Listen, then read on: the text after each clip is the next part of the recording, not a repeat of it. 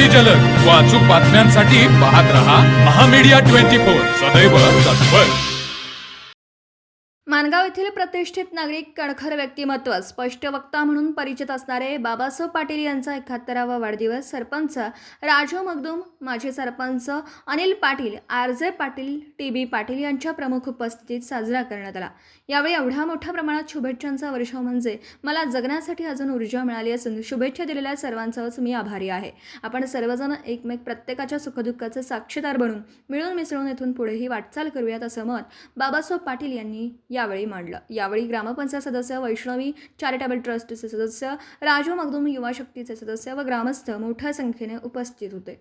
तर मग चला सबस्क्राईब करायला विसरू नका महामीडिया 24 न्यूज चॅनलला. महामीडिया 24 सदैव तत्पर.